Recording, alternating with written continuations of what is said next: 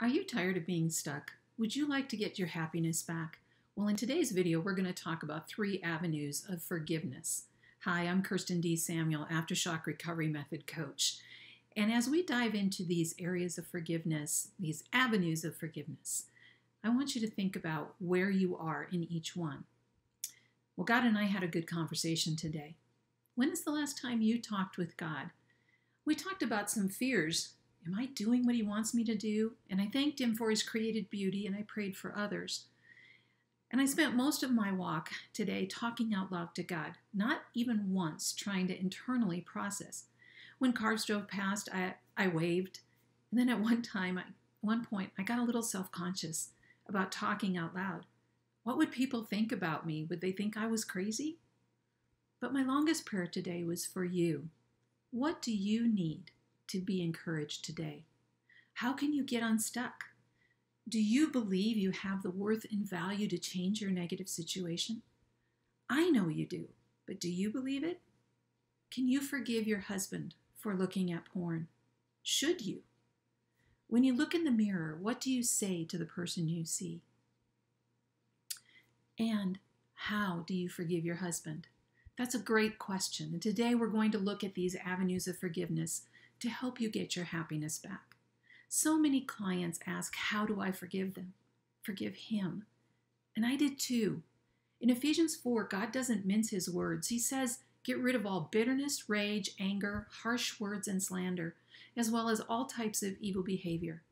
Instead, be kind to each other, tender-hearted, forgiving one another, just as God through Christ has forgiven you. Well, did you find it hard to listen to those words? I sure do. I think it's hard to process them because there are different kinds of forgiveness and even different stages of forgiveness. Recently, I read an article by author Beth K. Voigt about this concept, and I hope I'm pronouncing her name correctly.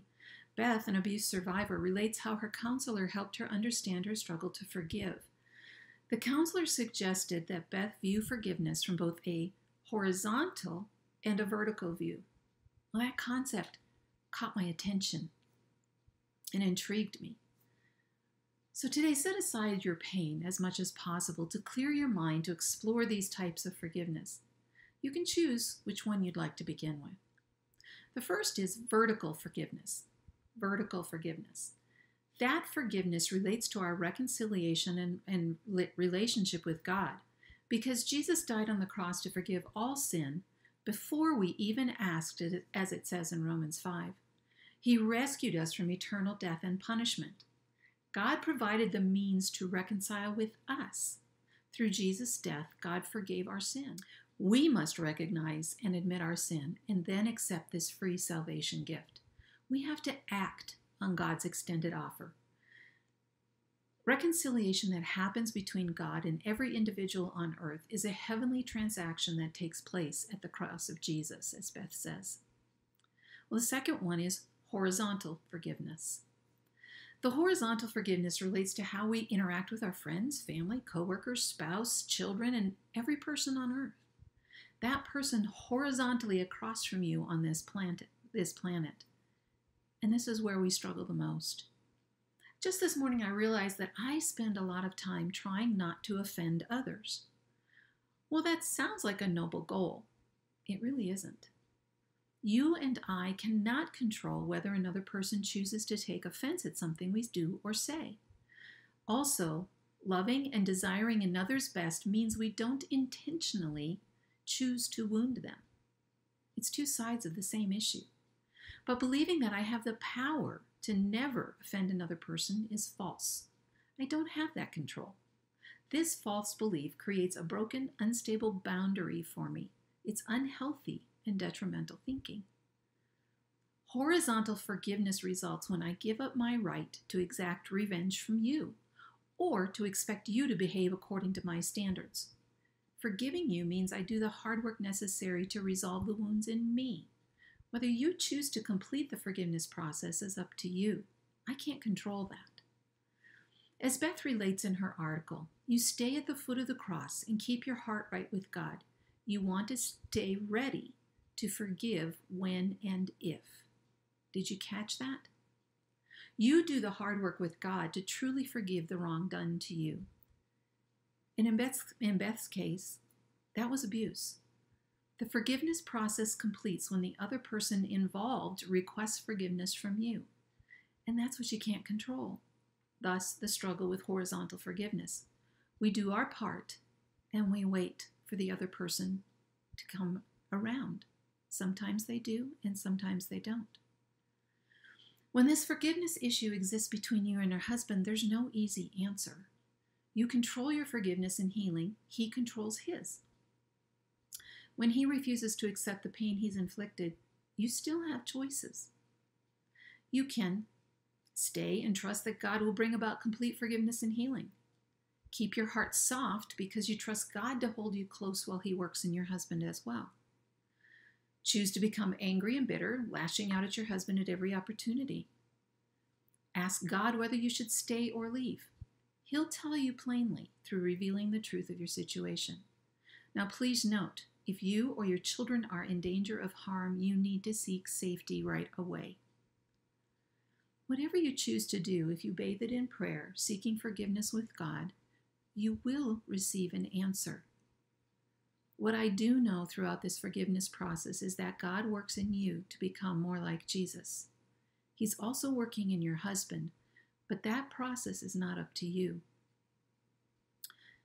I do not take offense easily these days because I understand better my responsibility versus God's. Horizontal forgiveness continues daily. It's not a one-and-done event. You and I wound each other repeatedly, mostly without malice. It's not preconceived in every case, but simply being human. I love this concept of vertical and horizontal forgiveness. However, I think there's one more level of forgiveness we need to discuss. And the third one is inward forgiveness. As I worked through my depression and the pain from my husband's porn addiction, I had to forgive myself. I had to understand that vertical forgiveness, the miracle of God's unconditional love and reconciliation, also meant I had to accept that forgiveness. To do that, I had to forgive myself for being human.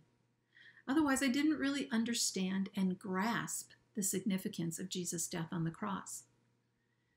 Every time I abuse myself with harsh words like idiot, stupid, failure, and a whole host of others, I say that Jesus' death on the cross was not sufficient to pay for my sins.